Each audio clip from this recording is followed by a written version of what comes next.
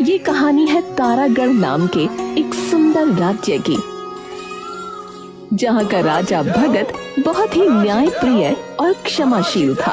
उसी राज्य के एक गांव में रहता था विनय, जो कि पेशे से मोची था और उसके परिवार के नाम पर सिर्फ उसकी माँ थी। अच्छा चलता हूँ माँ, शाम को आऊंगा। बेटा, आज थोड़े ज्यादा पैसे लेकर आना। मेरी तबीयत दिन पर दिन बिगड़ रही है, मुझे दवाई की जरूरत है। ठीक है माँ, आप फिक्र मत करो, आज मैं औषधि लेता हुआ ही आऊंगा वैद्य जी के पास से। ठीक है, मैं इंतजार करूंगी। विनय घर से निकल गया।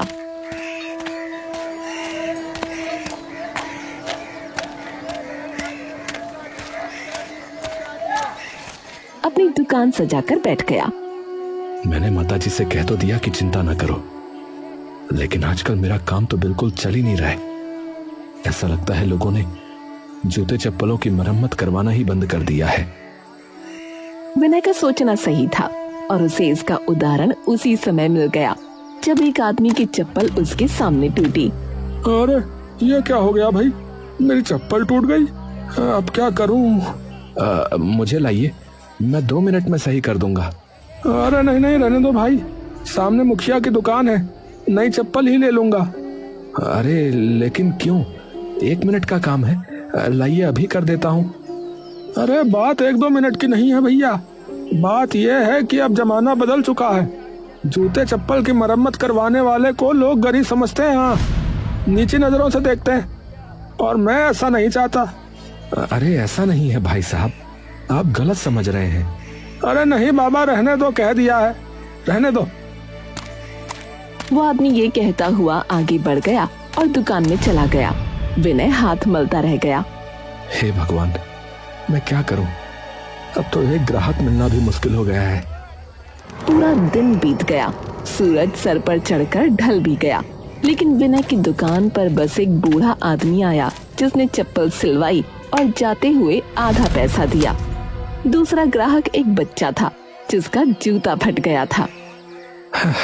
हे भगवान, इतना बड़ा दिन और जेब में बस 2 सिक्के, इससे तो सिर्फ माताजी की दवाई ही आ पाएगी।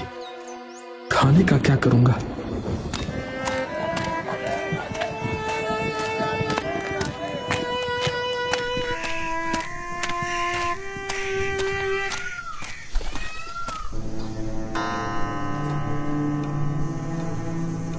उसने वैद्य जी से जाकर माँ की दवा ली और घर की ओर चल पड़ा। रास्ते में उसके कदम भारी हो चुके थे, जैसे हर कदम उसकी बेबसी की गवाही दे रहा हो। माँ, बस तुम्हारे लिए ही तो कर रहा हूँ ये सब, वरना मेरा क्या ही है।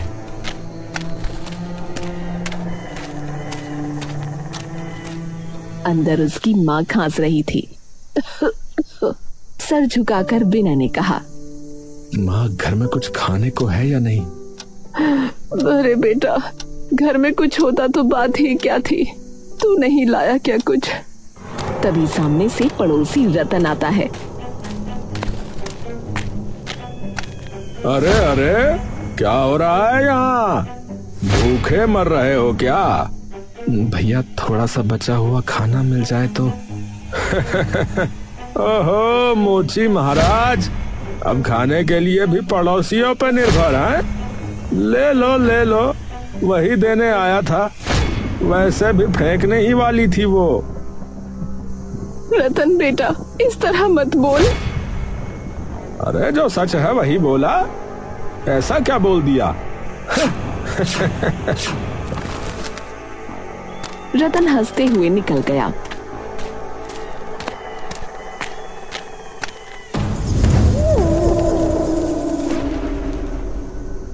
विनय उस रात चुपचाप खाना खाकर सो गया। आंखें बंद थीं, पर दिमाग में रतन की आवाज गूंज रही थी।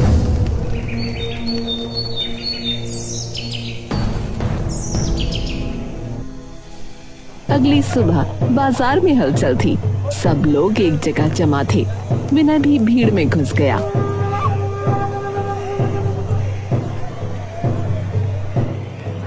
अरे सुनो मेरे प्यारे गांव वालों, शहर से लाया हूँ जादुई यंत्र। हाँ, इसमें जूता डालो और 2 पल में नया बनकर बाहर आएगा भैया। अब किसी मोची वोची की आवश्यकता नहीं। हाँ है? अरे वाह, ये तो कमाल है भैया। अरे मोची का तो काम ही खत्म भैया, फिर इसका मतलब। ये सुनकर विनय के पैरों तले जमीन खिसक गई। उसकी आंखें नम हो गईं।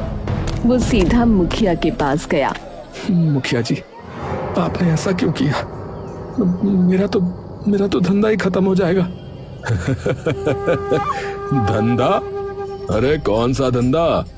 वही जिसे करके तुम बहुत अमीर हो गए थे, वही। रोज नोटों की बारिश होती थी है तुम पर, है वही वाला? अरे पहले भी कंगाल थे और अब भी रहोगे, समझे? चलो हटो यहाँ से। पीछे से टोलियां बनाकर लोग उसका मजाक उड़ाने लगे। अरे अब क्या करेगा रे विनय? ए भैया, भीख मांगेगा और क्या करेगा? अरे भैया, इसकी किस्मत में तो दुखी लिखा है भाई। अरे ये तो अपशकुनी है, अपशकुनी है।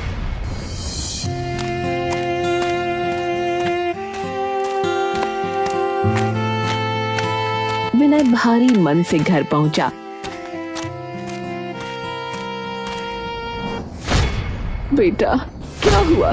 इतनी जल्दी वापस कैसे आ गया? माँ, मेरा काम खत्म हो गया। अब कोई जूता सिलवाएगा ही नहीं। अरे पर क्यों? विनय ने पूरी बात बताई तो रामकली भी रो पड़ी। हे भगवान, अब क्या करेंगे हम? ये मुखिया को ऐसा यंत्र लाने की क्या जरूरत थी? तभी दरवाजा धड़ाम से खुला। रतन वापस आ गया, इस बार और भी बदतमीजी के साथ।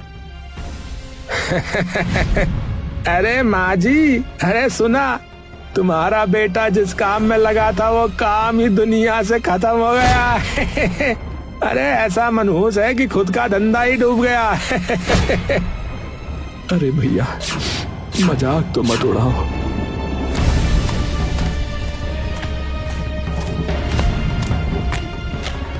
भगवान जाने सब क्या हो रहा है और क्यों हो रहा है।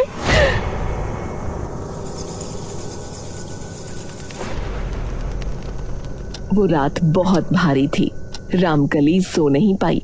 विनय भी छत घूरता बैठा रहा।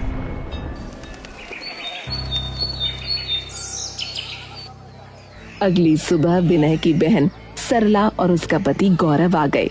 दोनों घर में कदम रख ही रहे थे कि दहलीज पर रखे विनय के औजारों में से एक टांका लगाने की सुई गौरव के पैर में चुभ गई। अरे ये क्या है? गौरव लड़खड़ाया और दरवाजे से जा टकराया। उससे उसके सर से खून आ गया। सरला तो ये देखकर जैसे बिदक पड़ी। हे भगवान, मेरे पति को इस घर में कदम रखते ही चोट लग गई। मनहूसियत फैली है यहाँ। मैं इस घर में 1 मिनट नहीं रुकूंगी। चलिए जी यहाँ से। अरे दीदी, अरे रुक जाओ, मेरी गलती नहीं है। अरे दूर रह, मनहूस कहीं के। दोनों पलटकर देखते हुए निकल गए। रामकली भी टूट गई। हाँ, तू मनहूस है। तेरी वजह से मेरे दामाद को चोट लगी। तुझे समझ नहीं कि तेरा सामान कहाँ रखना चाहिए। जब काम ही नहीं रहा तो एक कबाड़ घर में क्यों फैला रखा है? माँ, मैं तो अपनी शक्ल मत दिखा मुझे। ये सुनकर विनय पूरी तरह बिखर गया। उसके लिए सबसे बड़ा झटका यही था कि उसकी अपनी माँ भी अब उसे अशुभ कह रही थी। वो घर से निकल गया। बिना दिशा के चलता रहा। खेतों से, पगडंडियों से, कांटों से होते हुए वो जंगल में पहुंचा। पेड़ों के बीच एक पुराना कुआं था। विनय उसके पास बैठ गया। हे भगवान, सब छीन लिया। क्या ही बचा है मेरे पास, क्या ही बचा है? मुझे क्यों बनाया आपने, बताइए? क्यों है मेरा भाग्य ऐसा?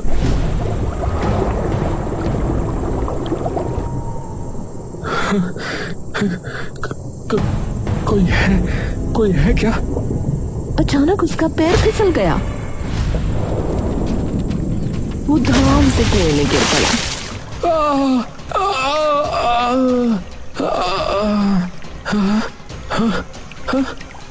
अरे हे भगवान, मैं मरा क्यों नहीं?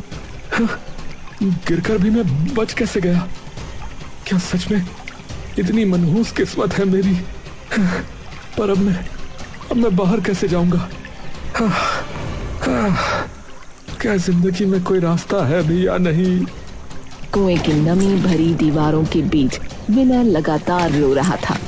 कभी अपने माथे पर हाथ मारता, कभी ऊपर देखकर आसमान को गरियाता।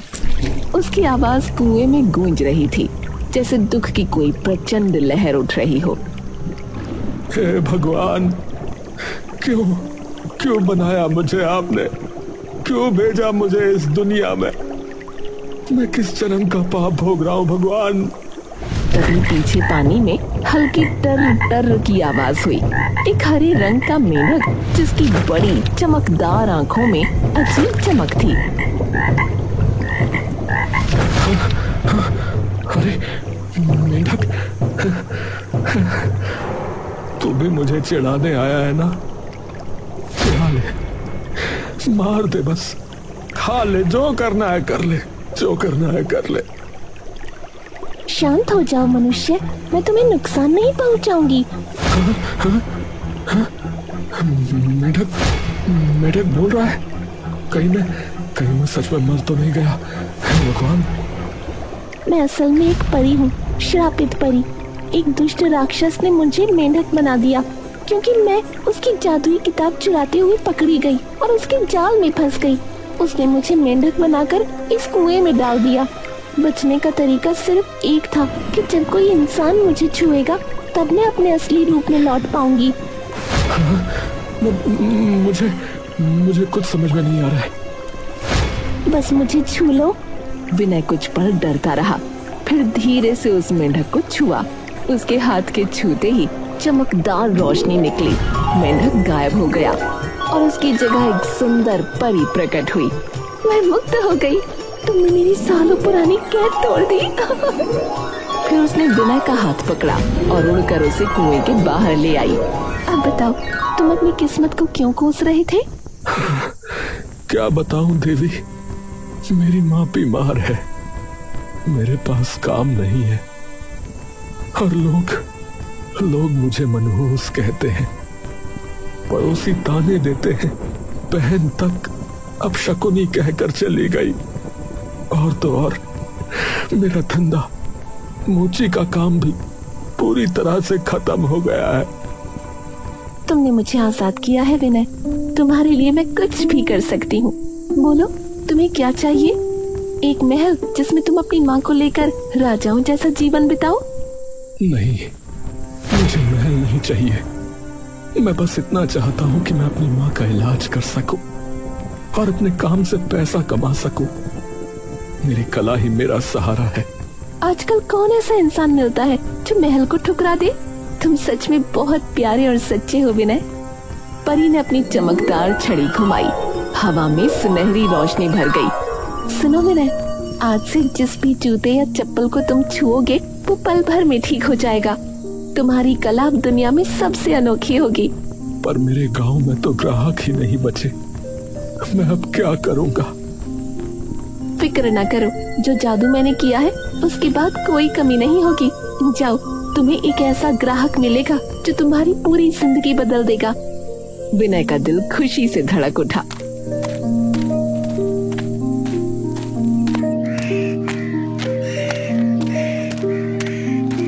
उसने माँ को पूरी कहानी सुनाई, लेकिन माँ अब भी गुस्से में थी और उसकी बात मानने को तैयार नहीं थी। तेरे दिमाग में भूत घुस गया है क्या? कुएं में परी, जादू?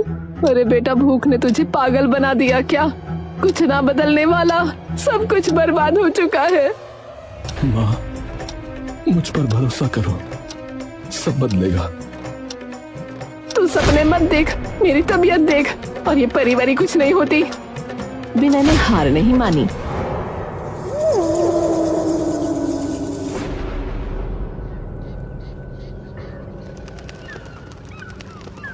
सुबह सुबह जल्दी उठकर अपना पूरा मोची का सामान समेटा और बाजार पहुंच गया।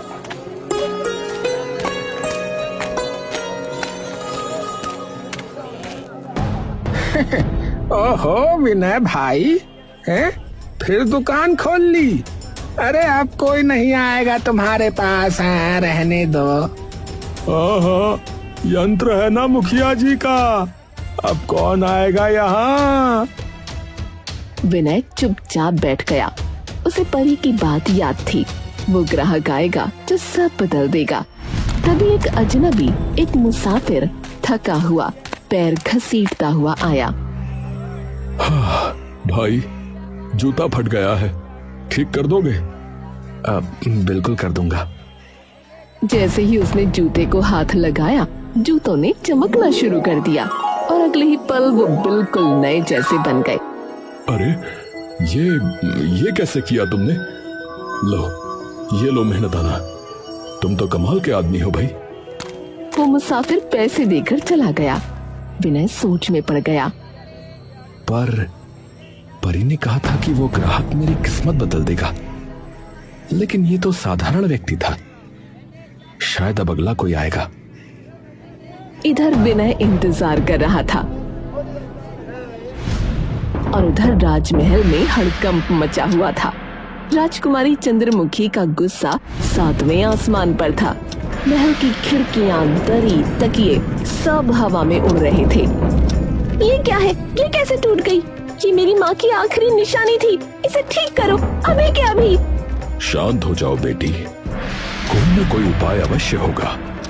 अरे सुना, अरे राजकुमारी की शीशे की ऊंची एड़ी वाली चप्पल टूट गई।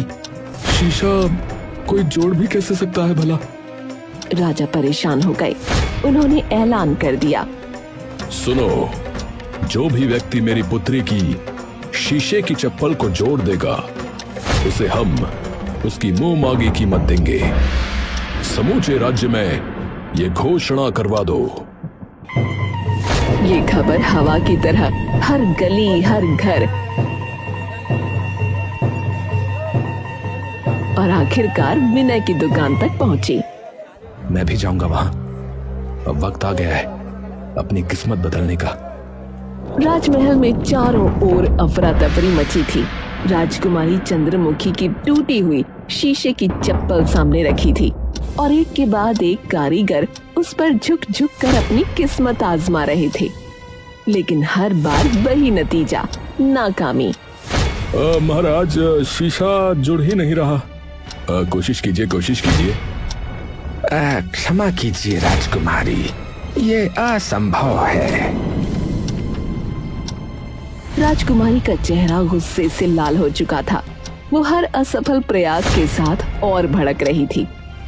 कोई तो होगा इस राज्य में जो ये कर सके। आखिर ये मेरी माँ की अंतिम निशानी है। धैर्य रखो बेटी, अभी और लोग आएंगे। भीड़ 2 हिस्सों में बंट गई। महल के बाहर किसी को रोका जा रहा था, धक्का दिया जा रहा था।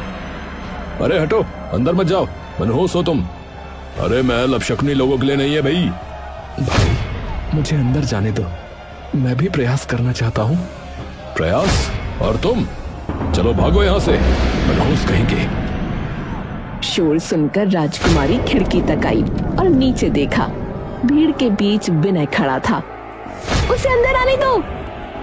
पर राजकुमारी, लोग कहते हैं कि ये... मैंने कहा बुलाओ उसे। मैं मनहूस जैसी बातों में विश्वास नहीं करती। पहरेदारों ने झट से रास्ता खोला। भीड़ में फुसफुसाहट शुरू हो गई, लेकिन विनय चुपचाप अंदर आ गया, जैसे भाग्य उसे बुला रहा हो। तुम ये चप्पल ठीक कर सकते हो? प्रयास नहीं करूंगा राजकुमारी, बस कर दूंगा। उसने धीरे से टूटी हुई चप्पल उठाई।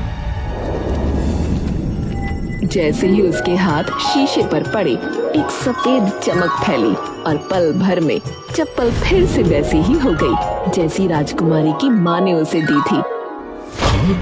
ये क्या? अरे भाई, ये कैसे हुआ? अरे भाई, ये क्या हो गया? अरे भाई, ये क्या? हे प्रभु, ये मैं क्या देख रहा हूँ? हे ईश्वर, ये मेरी आंखें क्या देख रही हैं? अरे चमत्कार! ये तो चमत्कार है। राजा अपनी जगह से उठकर पुत्र, बताओ तुम्हें क्या चाहिए? स्वर्ण, हीरे, मोती, महल? महाराज, मुझे तो सिर्फ मेरा पारिश्रमिक दे दीजिए, बस वही जो मेरे काम का मूल्य है।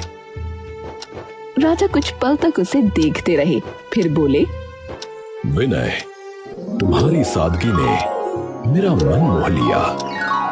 आज से मैं हमारे अधीन जो छोटा सा राज्य है वो तुम्हें सौंपता हूं। भीड़ में सनसनी मच गई। विनय हैरान था, जैसे उसके कानों ने विश्वास करने से मना कर दिया हो। महाराज, ये कैसे स्वीकार करूं? मैं तो साधारण मनुष्य हूं। पर तभी तेज हवा चली, चमक फैली और परी प्रकट हो गई। पूरे महल में हलचल मच गई। राजा और राजकुमारी दोनों हैरान रह गए। विनय, जब तुमने मुझे मुक्त किया, मैंने कहा था ना, एक ऐसा ग्राहक आएगा जो तुम्हारी किस्मत बदल देगा। वो ग्राहक राजकुमारी चंद्रमुखी ही है। अब ये सब तुम्हारा है, इनकार मत करो। विनय की आंखें भर आईं। उसने सर झुकाकर राज्य स्वीकार कर लिया। तभी राजकुमारी चंद्रमुखी आगे बढ़ी। विनय, तुम्हारा चरित्र, तुम्हारी ईमानदारी, तुम्हारी विनम्रता, मैंने ऐसा कोई नहीं देखा।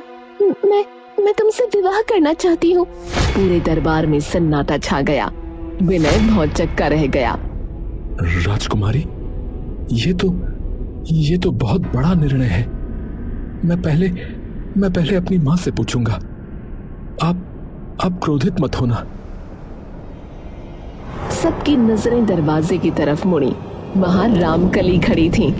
राजकुमारी जी, मुझे मंजूर है। लेकिन तभी एक भारी आवाज गूंज उठी। वो राजपुरोहित थे। मैं इस विवाह पर आपत्ति व्यक्त करता हूँ। पर क्यों? एक मोची, वो भी एक साधारण गांव का व्यक्ति, एक राजकुमारी का वर कैसे बन सकता है महाराज? पुरोहित, मेरे निर्णय पर सवाल उठाने की हिम्मत कैसे हुई आपकी? राजकुमारी, मैं प्रजा की तरफ से पूछ रहा हूँ। क्या ये युवक राजमार्ग, राजनीति और न्याय की बारीकियां जानता है? बात में तर्क है, पर इसका फैसला अभी हो जाएगा। राजपुरोहित, विनय से राज्य और राजनीति से संबंधित प्रश्न करिए, और विनय, तुम इन प्रश्नों के उत्तर दो। ठीक है? ठीक है। पहला प्रश्न, अगर राज्य के खजाने में अकाल के समय पैसे कम पड़ जाएं और तुम्हें यह तय करना हो कि पहले सैनिकों का वेतन दो या भूखी प्रजा को अन्न, तो तुम किसे प्राथमिकता दोगे? प्रजा को, क्योंकि सैनिक उसी प्रजा के बेटे हैं। जिस राज्य की जनता भूखी हो, वहां सैनिक भी ढाल और तलवार उठाने के लायक नहीं बचेंगे। ठीक है। मेरा दूसरा प्रश्न, यदि तुम्हारे सामने दो दोषी खड़े हों, एक अमीर जिसने चोरी की हो और एक निर्धन जिसने भूख में चोरी की हो, तो दोनों का दंड क्या होगा? दोनों चोर हैं, दोनों को बराबर दंड मिलना चाहिए। परंतु यह बात ध्यान रखने योग्य है कि अमीर की चोरी लोभ है और निर्धन की चोरी मजबूरी हो सकती है। इसलिए फैसला निर्धन की मजबूरी को समझकर होना चाहिए। बिल्कुल ठीक। मेरा तीसरा प्रश्न, अगर तुम्हारी मां, तुम्हारी पत्नी और तुम्हारा राज्य एक साथ संकट में पड़ जाएं और तुम्हें एक को ही पहले बचाना हो, तो किसे बचाओगे? मेरे लिए मेरा राज्य पहले होगा, क्योंकि मेरी मां, मुझे जन्म देने वाली, सदैव चाहेंगी कि मैं सही करूं, और राजकुमारी, मेरे साथ जीवन बिताने वाली, मेरे कर्तव्य को समझेगी, क्योंकि राजा का धर्म सबसे बड़ा है। राजा पर पहला हक उसकी प्रजा का होता है। राजपुरोहित हैरान और शर्मिंदा हो गया। महाराज, मेरे पास अब कोई प्रश्न नहीं। ये युवक सच में राजकाज के योग्य है। मैं अपनी आपत्ति वापस लेता हूँ। तालियां बजने लगीं। पूरा दरबार खुशी से झूम उठा। राजकुमारी मुस्कुराई। मीना ने झुककर अपनी माँ के पांव छुए। महल तालियों से गूंज उठा। कुछ दिनों बाद भव्य उत्सव हुआ। विनय और चंद्रमुखी का विवाह हुआ। रामकली को राजमाता जैसा सम्मान मिला और विनय, जो कल तक गांव में मनहूस कहा जाता था, आज पूरे राज्य का राजा बन गया।